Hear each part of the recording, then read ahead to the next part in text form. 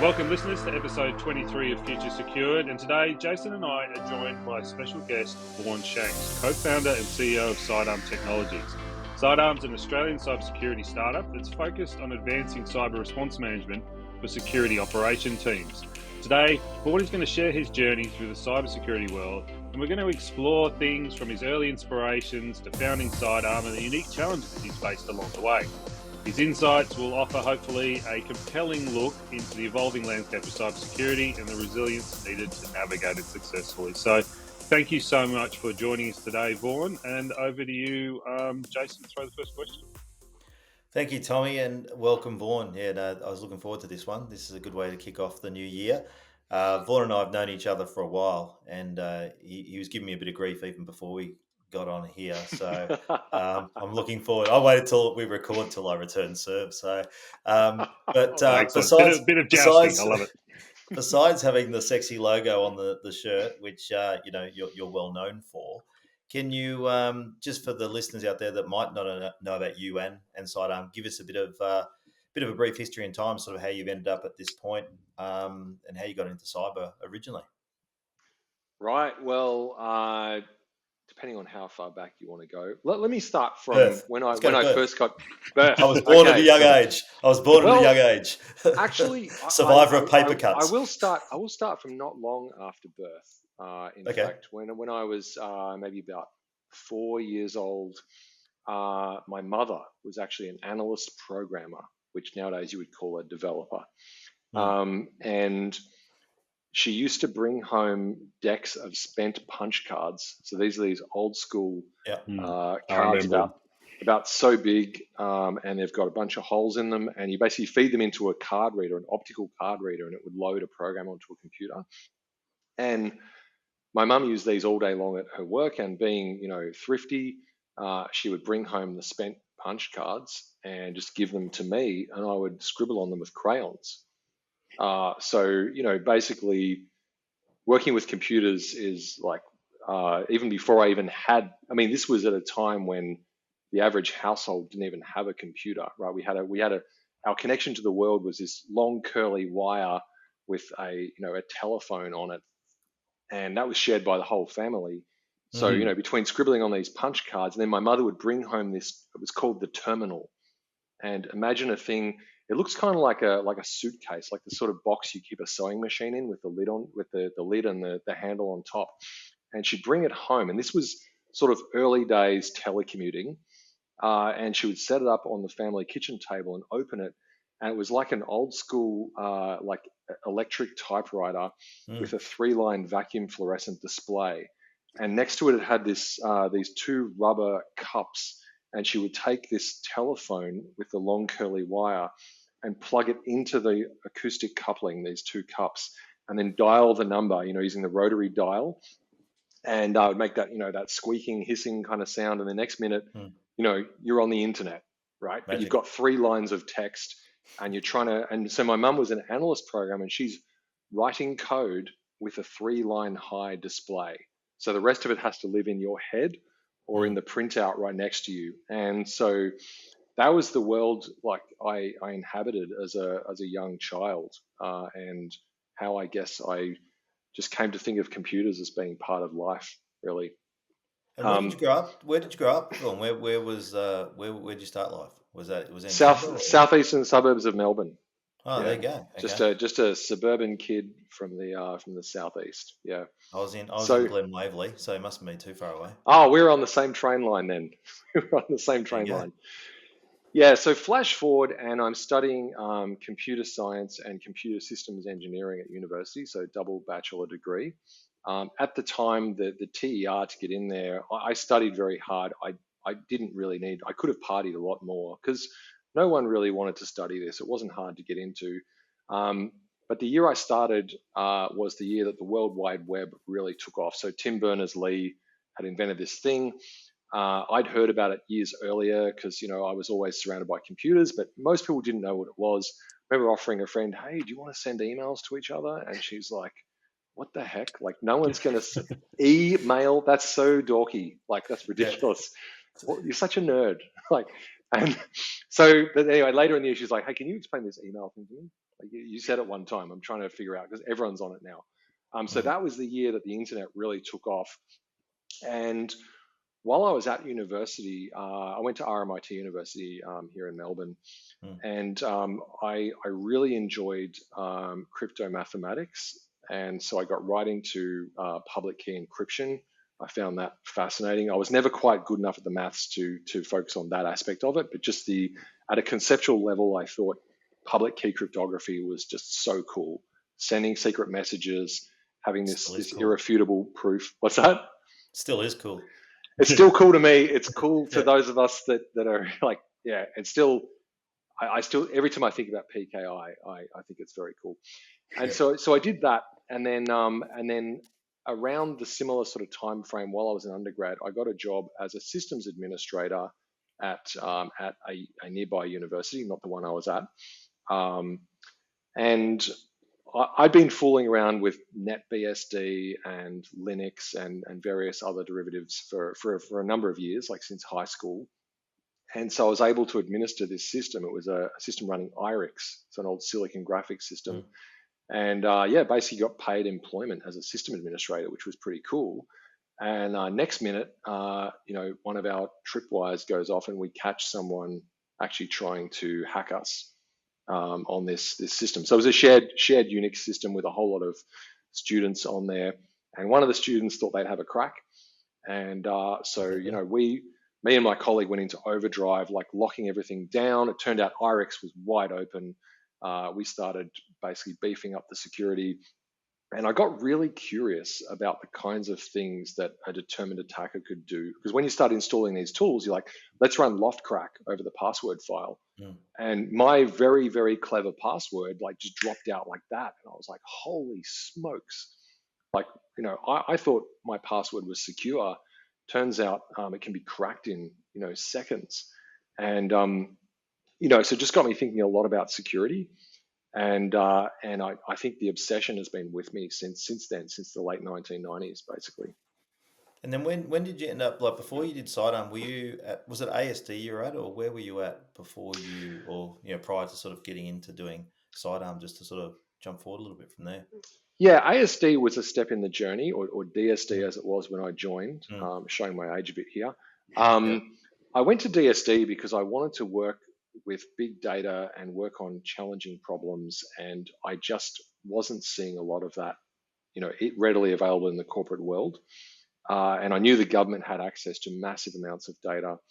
And the other thing is, after doing a PhD in computer science, there was a lot of companies who just wouldn't hire me because I was overqualified, and they were too worried I would just quit.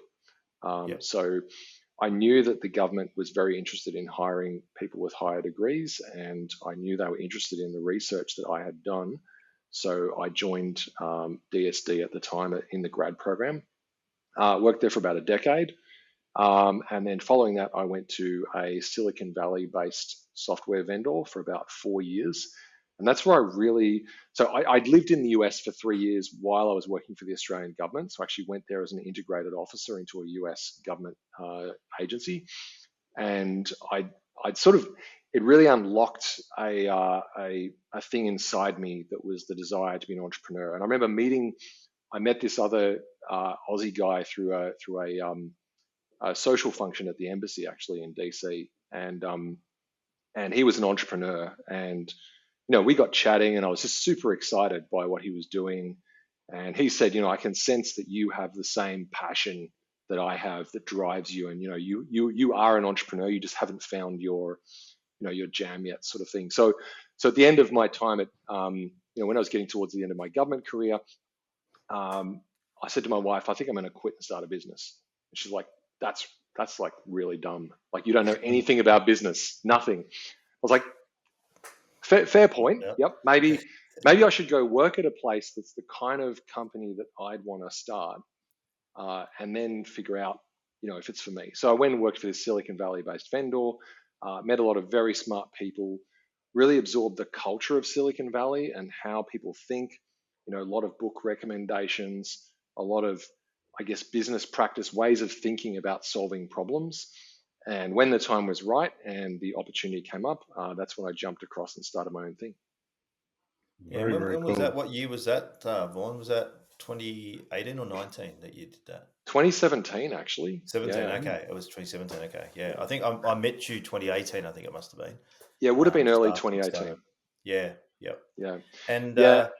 yeah, tell us a bit about that, because the sidearm journey's been an interesting one, and knowing you from that point, and also because you went through the Cyrise program, but also we had the COVID situation sort of come in, and there's been a lot of iteration, and I mean, you can read as many books as you want, as you know, but nothing beats the experience of actually driving the car for yourself. What sort of happened, just to give us a top line, because it's great to see where you guys have ended up now, and see you, as I've said, in private, develop as an individual, as a person. But what sort of just give us a bit of a timeline on what that sort of looked like, because I think for a lot of people out there, they might want to start something, and it's a bit different, isn't it? You can sort of work for someone else, you can do it, but once you've got the steering wheel in your hand, it's a completely different kettle of fish, isn't it?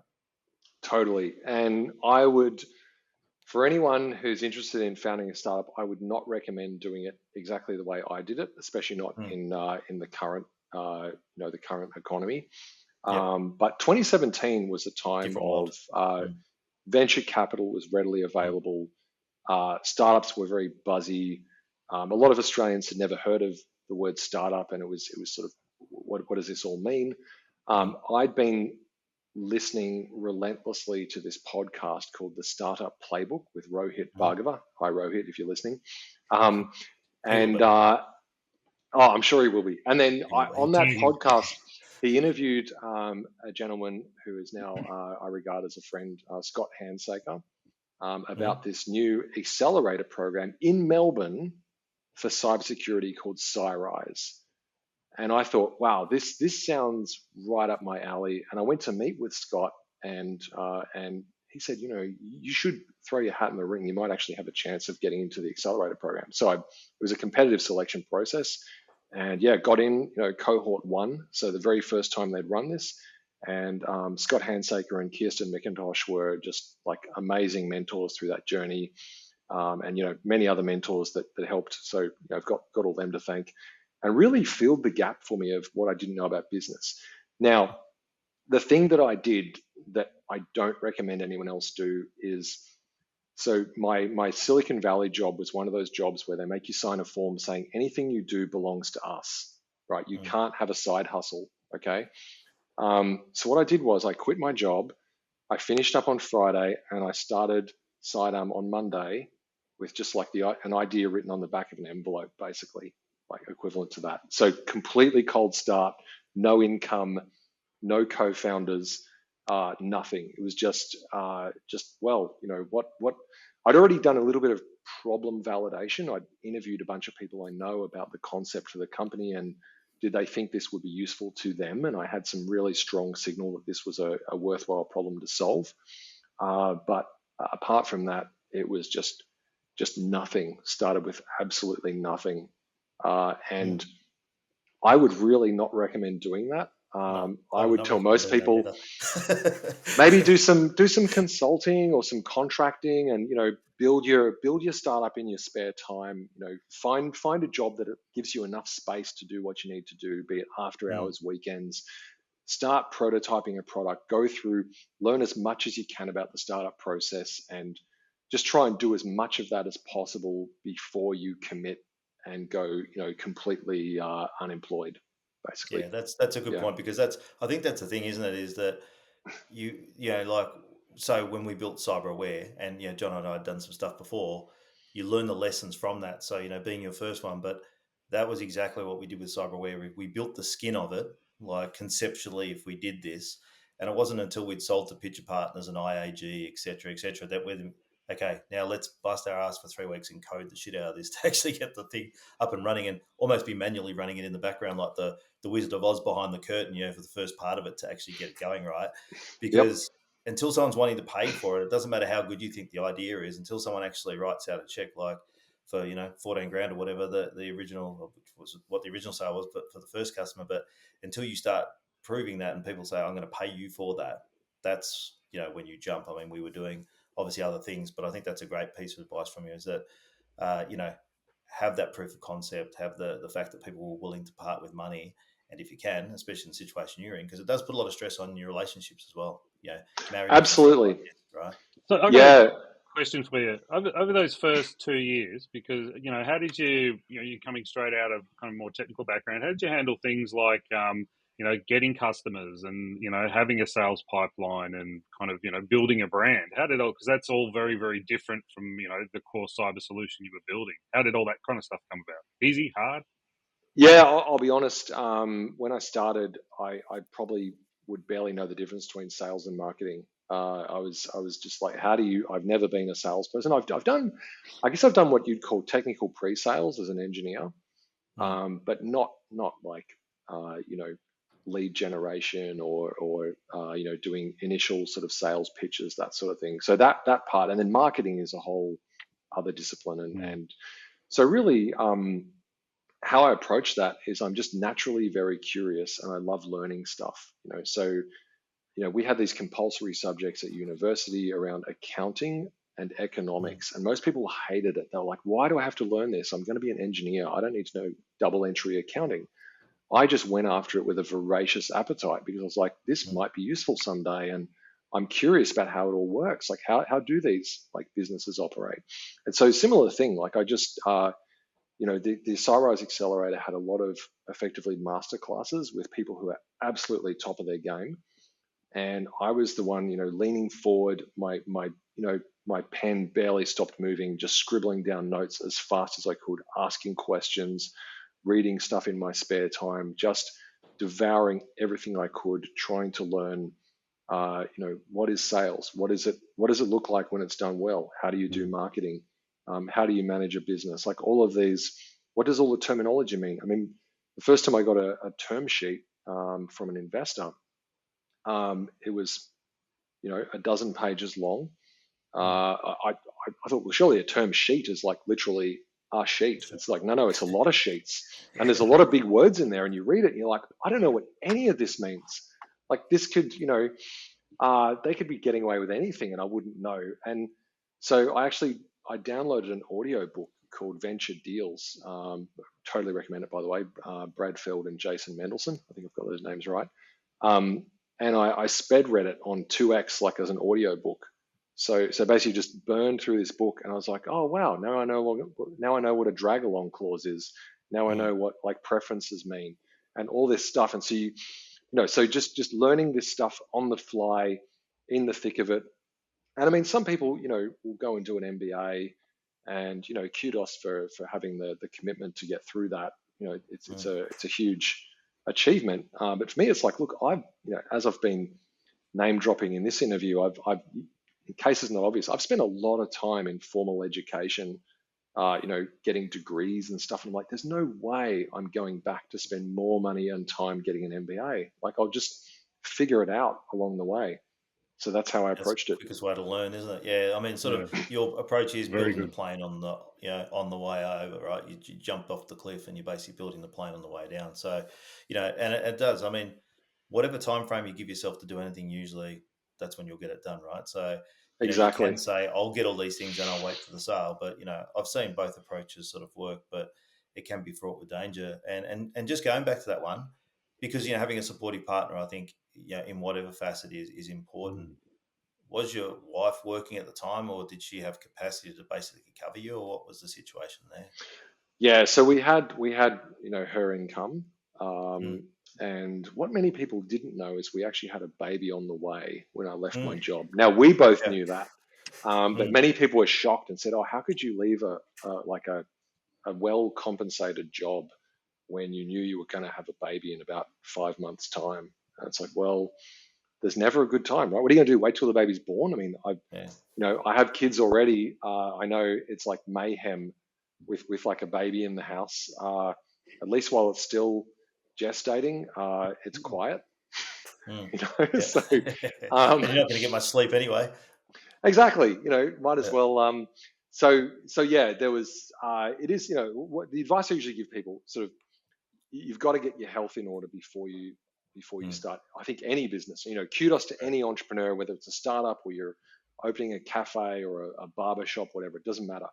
make sure you've got your physical health in good shape, because it's going to take a hit. You won't have time, for those long gym workouts or whatever it was you were doing. Make sure your mental health is in good shape, because that's going to take a beating, right? A lot of self-doubt, a lot of being told no. And then make sure your financial health is in good shape. Know what your personal runway is. Know what opportunity cost you're willing to pay to achieve your dream. You need to be, and have an exit plan. Like, okay, if this doesn't work out in 3 months, I'm going to bail and get a job. If it doesn't work out in 6 months, if I haven't achieved this milestone by this time, I'm going to, pull the ripcord. Yeah. Because I mean, like to continue the analogy, you're building a plane as you're falling off a cliff, but you can pull the ripcord at any moment, and base jump to safety. Which you haven't needed to do. No, but the thing is, you do hit right. You do hit parts where it is close to that point. And I know we've had conversation on the side, so I'm not going to say anything out of school, but I know we've had conversation. I've been there before myself, where it's often darkest before the dawn. You sort of get to that point where, and I've had it, with Starwood Whiskey, it got close with the AYM, the one I listed on the ASX. It got very close. I mean, we're talking 11th and a half hour sort of stuff with some of these businesses where it got to dire sort of areas. But, you don't know how far you can sort of push yourself or how far you can go until you've actually gone there. It's almost like going for a run, and you think you can only do 5K, you do 10, but you get a marathon out or something like that. But you don't sometimes know how far you can sort of go until you actually get pushed. And sometimes you go past the point of actually being able to back out. Tell us a bit about some of those moments for you when you've sort of got close to the edge, or, when you start to you're running on vapors, financially or whatever, what that felt like, and sort of how you'd advise people to sort of get through or get past those sort of points, because I think that's not often spoken about either. Yeah, so I guess there's several things to keep in mind. I mean, assuming that you've got a skill set that you're an expert of your craft or whatever, and you can probably land employment with a concerted effort without too much fuss, then up to a certain point, what's the worst thing that can happen is you just give up and get a job, right? And startups do this all the time. And often it's an orderly shutdown. Sometimes they'll have thousands of customers, and they say, "We've been doing this for about a year. Thank you, everybody. We're going to do an orderly shutdown in a month or what have you," and they close up and move on to the next thing. Where you go beyond that point of no return is when you start making commitments to people, and there's always a way out, but it gets harder the more commitments you have. So, for example, starting with employees. So you hire someone. Now, when you're a startup, what you're doing is you're effectively saying, "Look, I'm just this person from the burbs, and I've decided to call myself a founder, call myself a CEO, set up this little 2-bit company. Now, I need you to leave your current employment and come and work for me, and I will pay your salary and put food on the table in your family home. And that's my commitment to you," right? Now, you don't want to turn around 2 months later and say, "I've run out of cash." Okay. So at least I personally find, that weighs on my conscience. I don't want to take people away from something they're doing and have them work for me, and then through no fault of theirs, have to put them out of work. So you got to think carefully before you make that commitment to an employee. Same thing applies for customers, right? Someone implements your system as a mission critical part of their workflow, and they'll often pay you up front, whether it's like a month or a year or whatever. You need to meet that commitment. You need to deliver them that service, and that can weigh on you, especially if you've got cash flow problems, right? You need to think about this. And investors, similar thing. Someone gives you a big chunk of change and to grow your business. Again, you need to think about that. And there's a lot of startups that are struggling right now, and I know how hard it is for people when they're struggling to get the business moving. When you've taken all this money from investors, it plays on you. And this is where that mental resilience, that mental health is so important, because you have to keep a clear head, right? You can't let this stuff drive you. You can't let it be a distraction to the point where you can't function anymore. you've got to be able to be high functioning in the face of this kind of existential fear for your business. So in terms of, I've been up against it a few times, pulled through a few times. And I'm going to think back to 2017 to an entrepreneur who asked us a question during the Cyrise Accelerator. His question was this: what kills startups? Anyone care to answer the question? And we had to go like, I ran out of money, something. He's like, nope, none of that. He said, startups die when people stop believing. They die when people stop believing. If your customers believe in you, if your staff believe in you, if your investors especially believe in you, you can always keep it running. I mean, Uber at one point was burning $1 billion a quarter, and they didn't fail because people kept plowing more money in. They could understand the vision, right? You, as a founder, you've got to articulate a vision. It's leadership, right? You articulate a vision, you explain your vision to your prospective employees, to your investors, to your customers in a way that makes sense to them. And you bring all these people together and you create something. And as long as you've got that vision and people are along for the ride, you can keep a startup going indefinitely. It's when people stop believing, it's when you stop believing, and then you can't convince anyone else to believe in your vision. That's when you're out of options.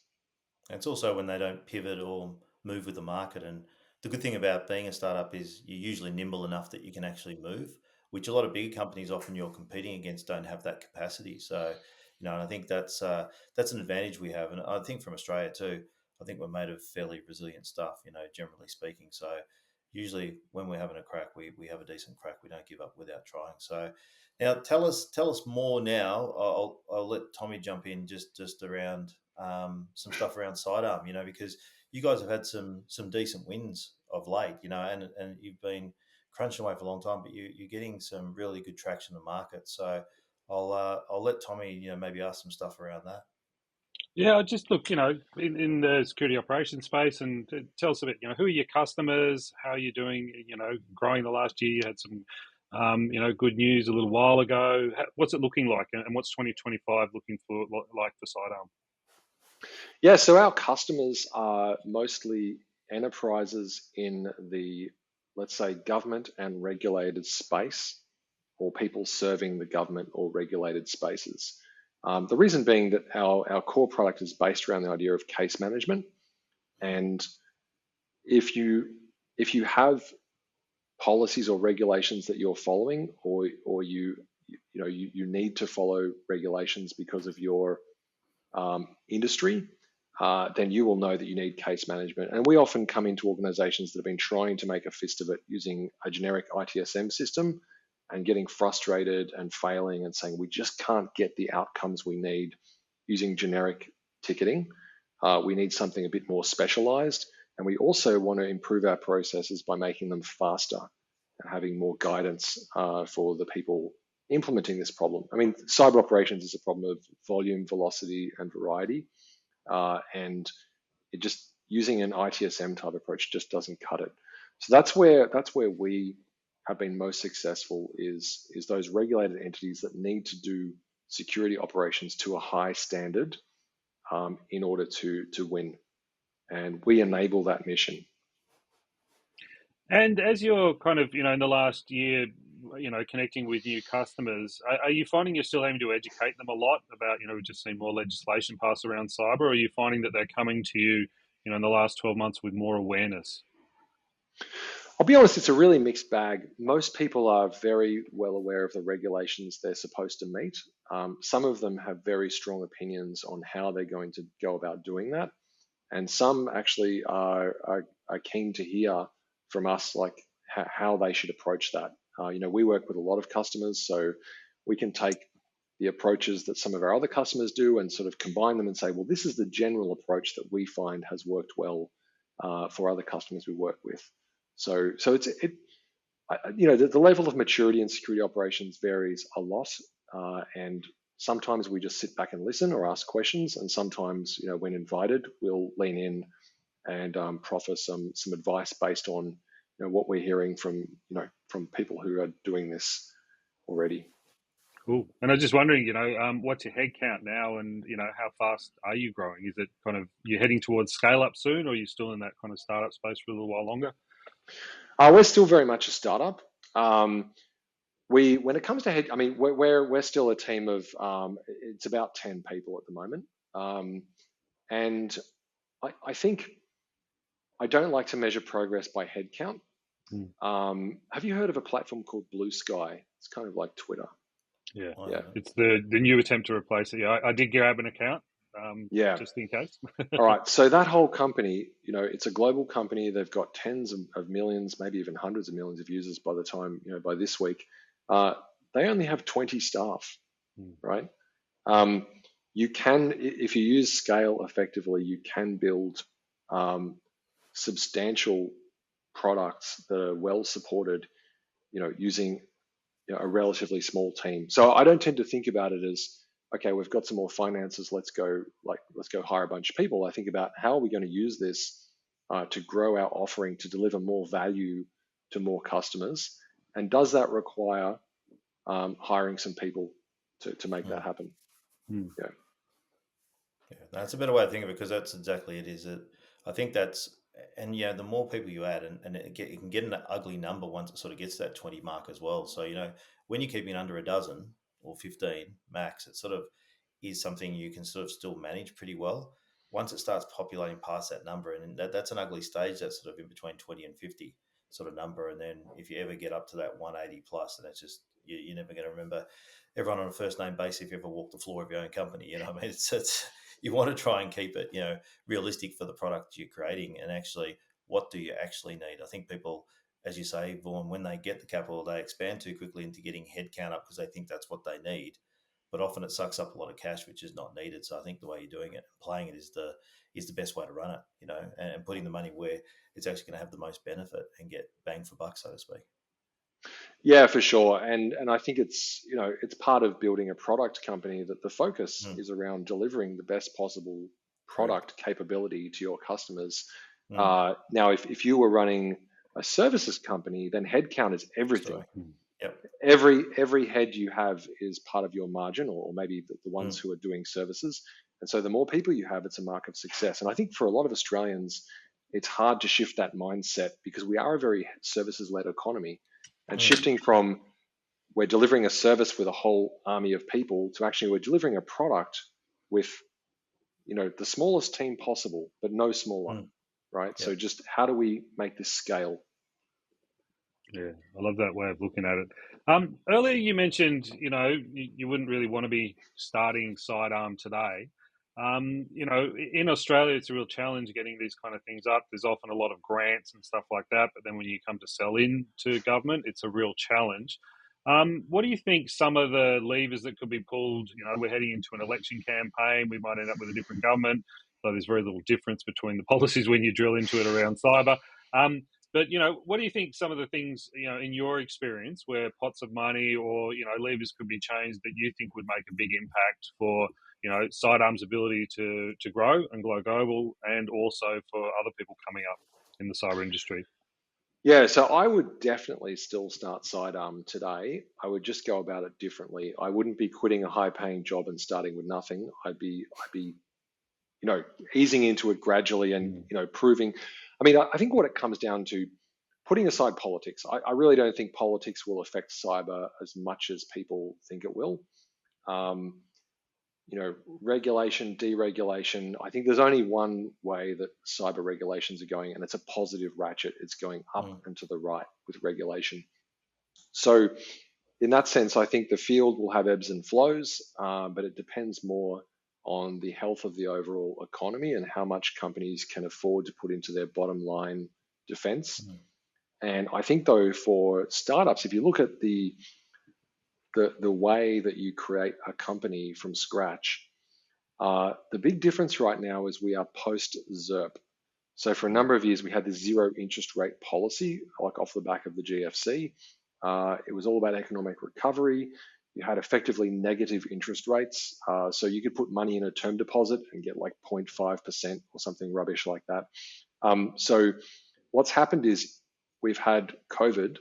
COVID resulted in a lot of government spending.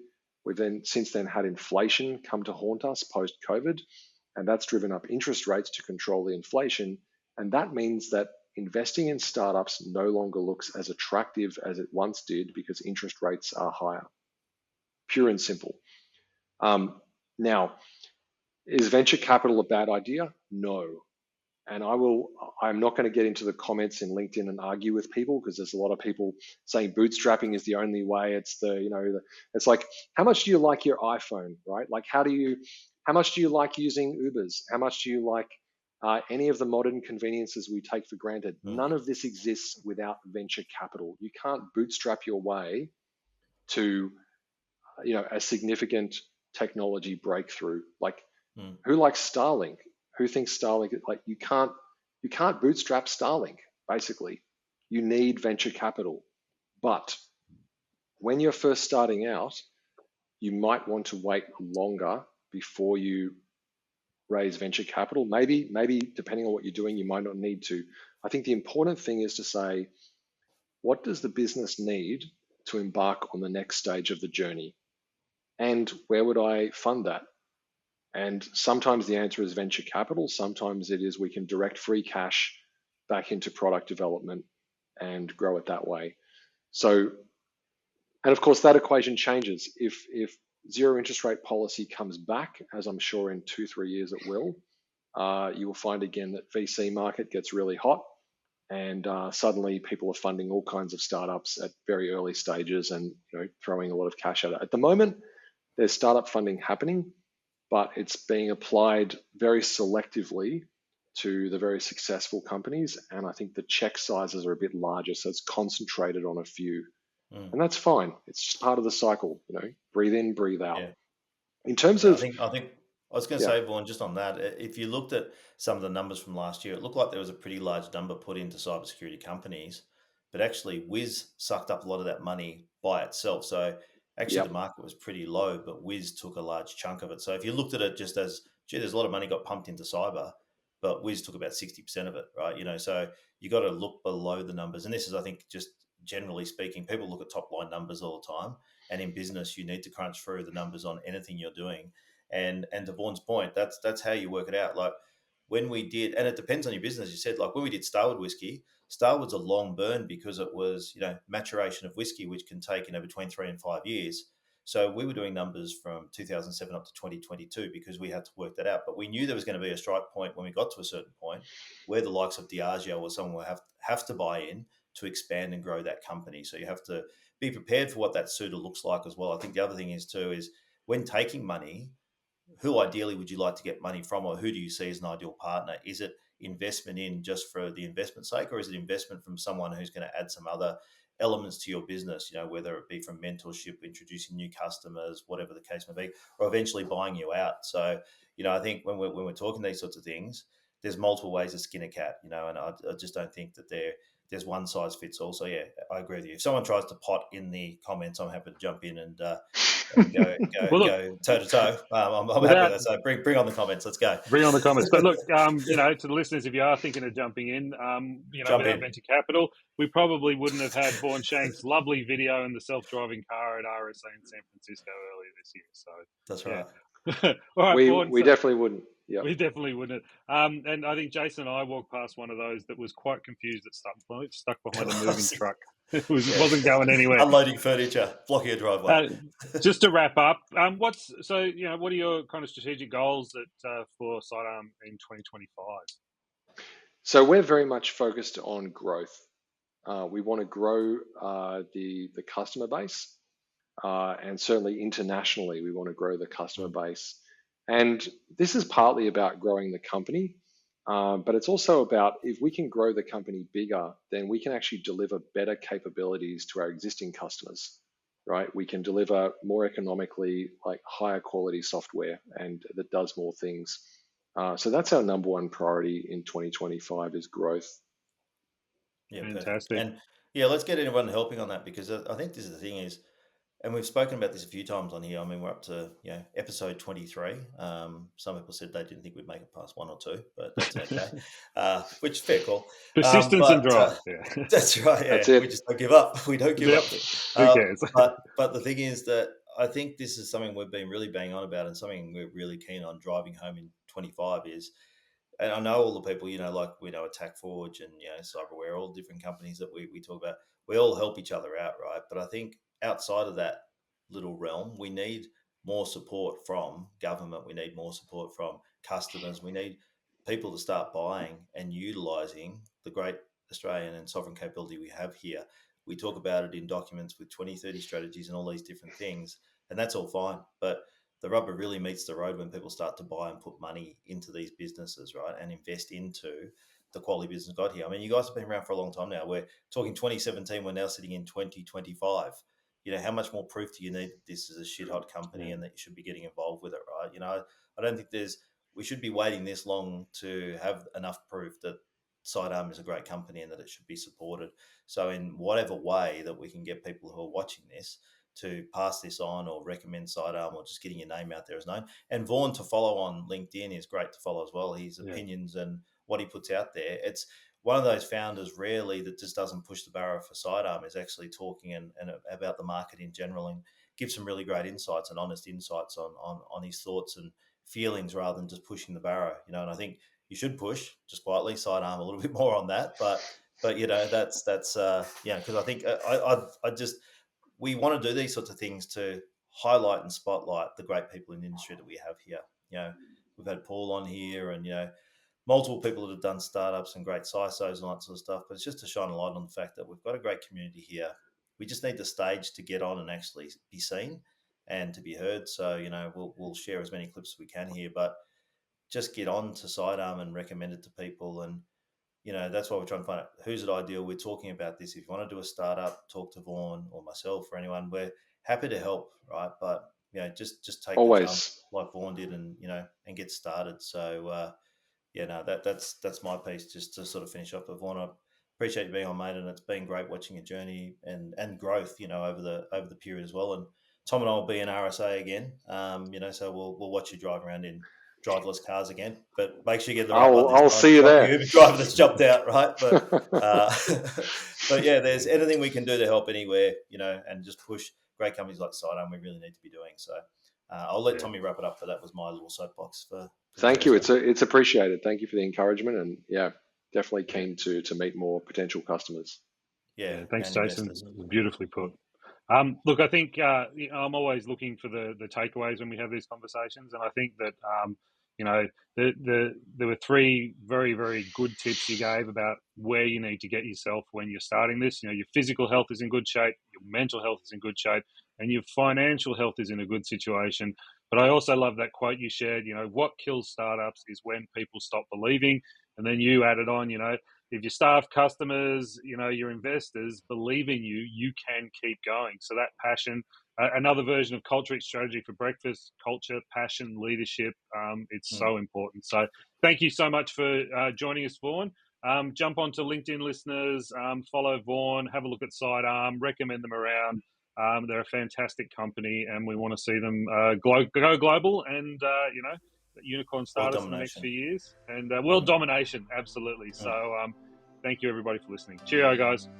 Thanks, Tom. Thank you.